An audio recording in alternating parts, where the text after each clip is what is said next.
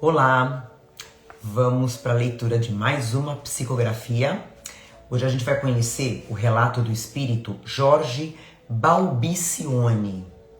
O Jorge vai contar pra gente como foi a última encarnação dele aqui na Terra.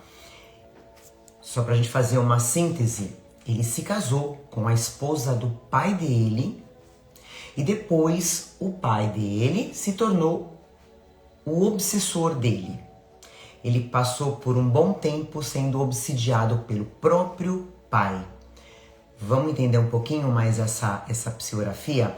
Ela foi trazida pela nossa querida médium Sônia Lopes, do canal Revelações Espirituais. A Sônia, ela é terapeuta espiritual, ela trabalha com terapia de vidas passadas.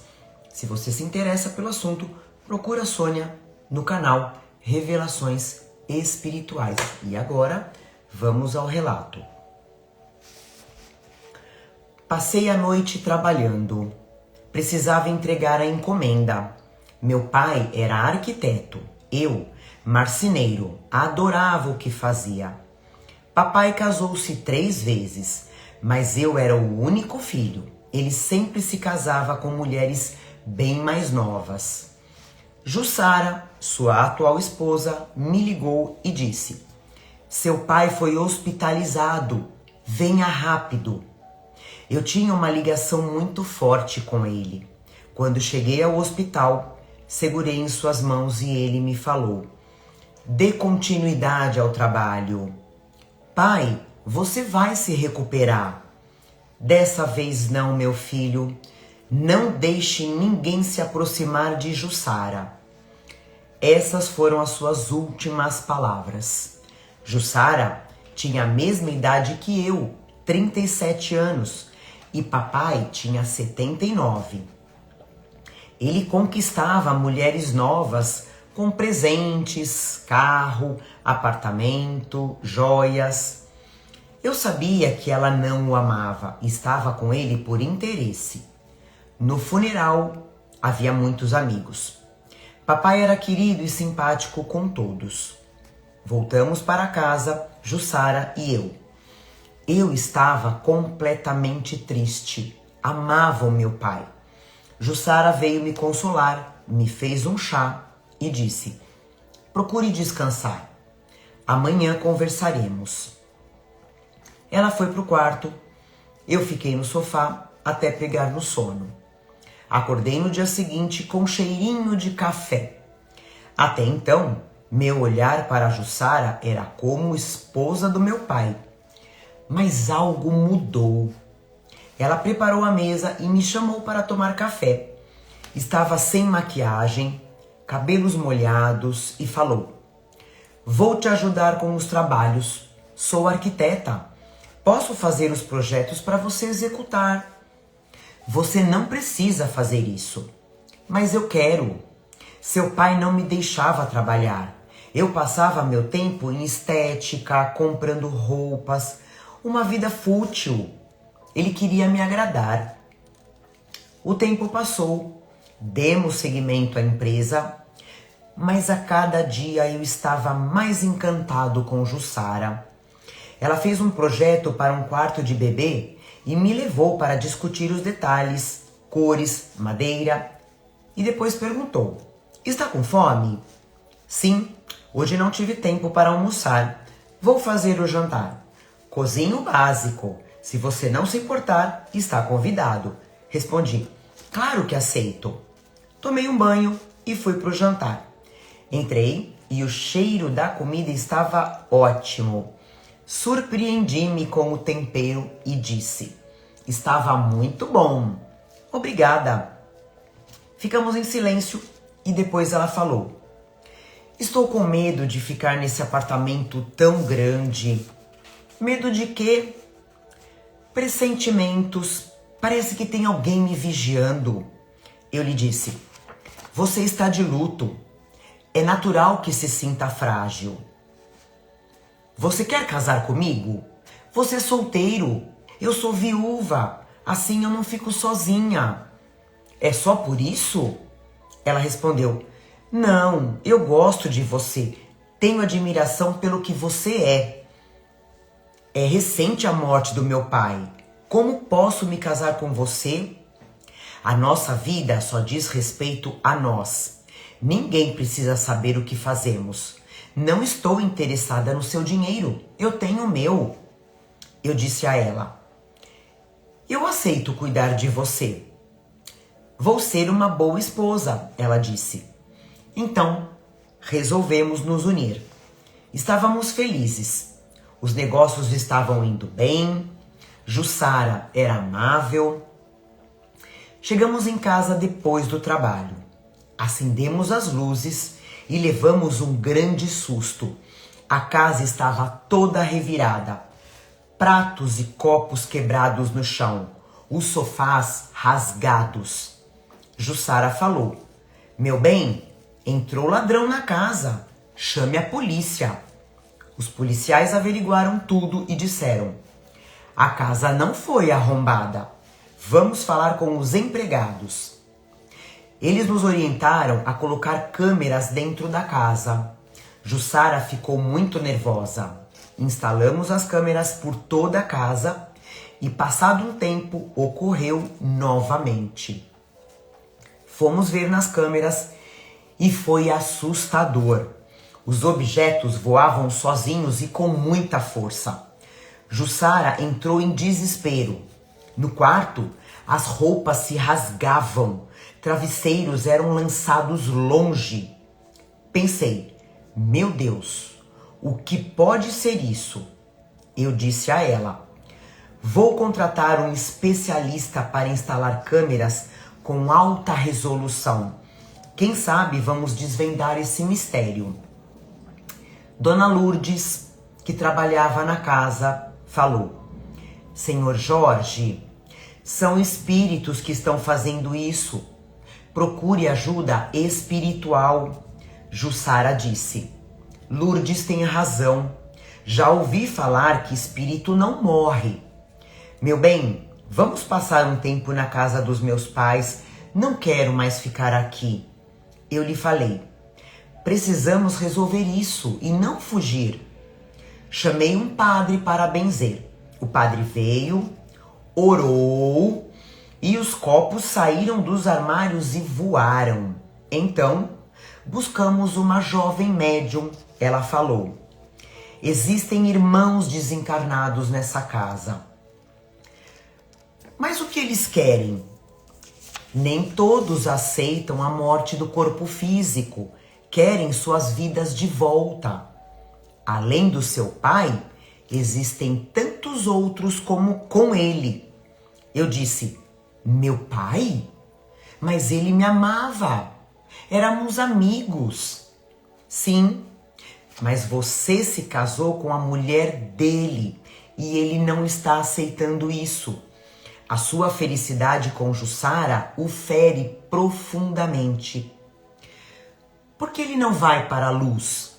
A médium respondeu: nem todos aceitam deixar seus amores na terra. Então eu tenho que me separar de Jussara?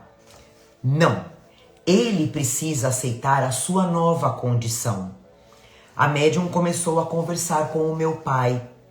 Irmão, sei que está sofrendo. Você e esses outros desencarnados se uniram por vibrações iguais. O seu tempo de aprendizado na Terra acabou. Uma mesa de vidro se quebrou por inteiro. E eu perguntei à médium: como ele consegue quebrar se não tem o corpo físico? O ódio tem poder de destruir. Ele está com ódio. Vamos fazer uma oração. Somente essa energia é capaz de acalmá-lo. Ele perde as forças. Depois das orações eu perguntei: eles ainda estão aqui? Não. Irmãos socorristas vieram e levaram a todos. E continue a orar por eles. A energia da oração vai trazer alívio para as suas almas. Mudamos de casa. Tudo o que aconteceu me despertou.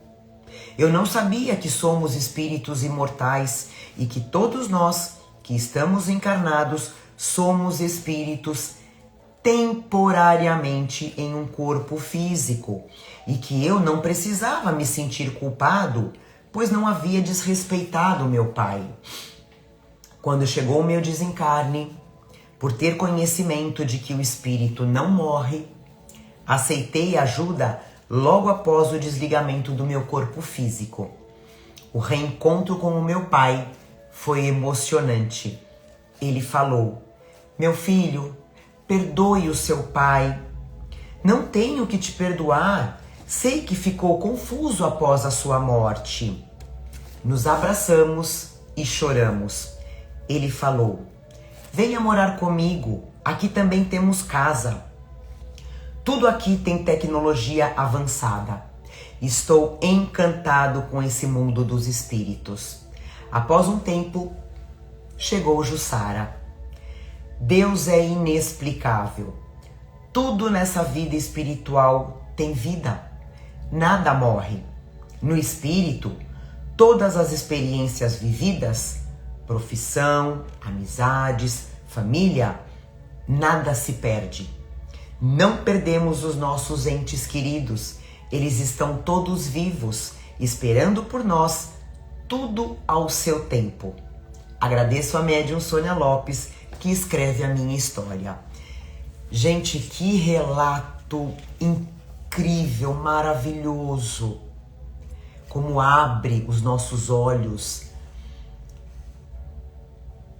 para a nossa vida terrena, alertando a gente como a gente está vivendo e alertando a gente sobre o mundo espiritual. É muito importante, enquanto a gente está aqui encarnado, falar sobre a morte. Muito claro aqui que ele deixa sobre a diferença que fez quando ele chegou no plano espiritual, né? Importante também quando a médium fala para ele sobre os apegos que a gente tem aqui, os apegos materiais e os apegos emocionais. Então, o pai dele não tinha apego na matéria, ele ficou preso na casa por conta da esposa, ele tinha apego a pessoas. E isso, infelizmente, é muito comum. É muito comum espíritos ficarem presos por pessoas aqui na Terra. Óbvio, por falta de conhecimento, né? E super interessante aqui, esse poder dos espíritos em manipular os objetos. Sim, eles têm esse poder. No caso do pai dele, foi por conta do ódio, né? Esse sentimento forte. Ele acaba, na verdade, a doutrina espírita ensina pra gente que os espíritos manipulam fluidos de pessoas ou pega fluidos da natureza para poder movimentar objetos. Então, sim, esse acontecimento de objetos serem movimentados por espíritos é real, meus amigos, é real. Como eu sempre falo aqui, né, espíritos em casa, quando a gente sabe que tem espíritos em algum lugar, e a gente sabe que tem, mas que fazem esse tipo de movimentos, de avisos, são espíritos precisando de ajuda, né? E aí vem essa forma que ele fala, né, que eles chamaram um padre para benzer a casa, e muito provavelmente, gente, o padre deve ter feito aquela, como se diz, exorcismo, né? Pedindo pro espírito ir embora, sai daqui. Gente, isso não funciona para espíritos, né? Muito pelo contrário, né? Eles dizem que quando a gente faz isso, eles dão risada, eles se divertem. O que precisou afastar eles? Quando eles chamaram a médium, que tinha o conhecimento espiritual, conversou com amor, falou para ele sobre o término do aprendizado dele aqui na Terra, que era para ele seguir o caminho de luz, aí sim, ele conseguiu aceitar a ajuda dos socorristas, como ela fala, né? Dos socorristas espirituais que conseguiram levar ele embora. Então, por isso, essa importância da oração, tendo amor, não raiva, né? Querendo expulsar, porque ele está precisando de ajuda, né? Ele está tão assustado quanto nós. Então, é muito importante a prece, a oração para os espíritos feita com amor, compaixão, gentileza, entendimento.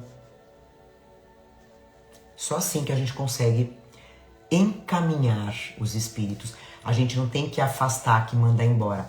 É simplesmente encaminhar, né? E também é importante, né?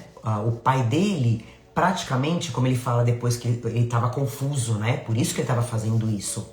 Então, pelo fato do pai não saber que tinha feito a passagem, o pai não sabia que tinha feito a passagem. O que ele pensou? Que o filho estava traindo ele, né? O filho e a esposa estavam traindo ele. Então, por isso que ele fez aquele circo todo na casa, né? Que acabou prejudicando ele mesmo, deixando ele preso lá, e o filho e a esposa.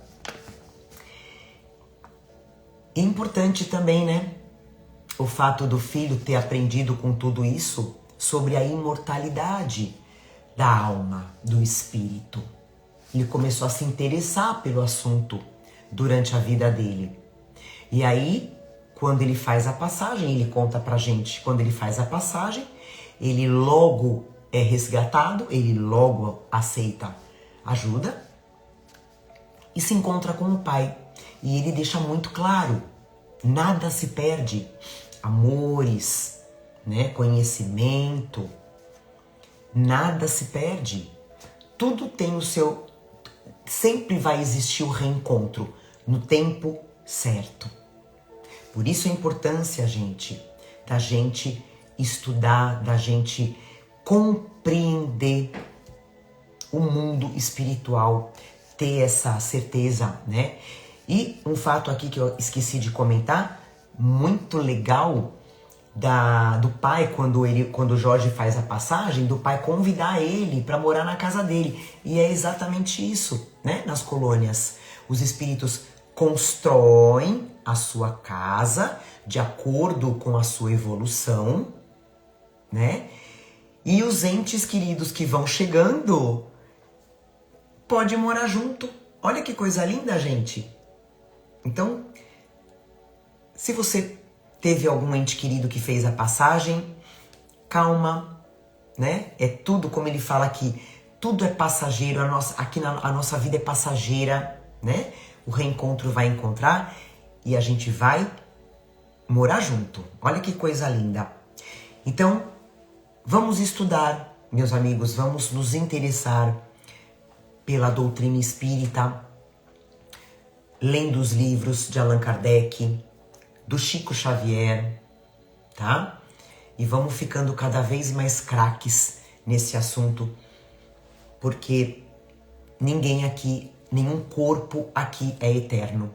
Mais cedo ou mais tarde, a gente vai voltar para nossa verdadeira casa, que é o plano espiritual. Espero que vocês tenham gostado desse relato maravilhoso do Jorge Balbucione. É isso? Deixa eu só ter certeza. Balbicione. Vou pedir para vocês curtirem o vídeo, compartilhar, para esse conhecimento chegar a mais pessoas. E a gente se vê no próximo relato.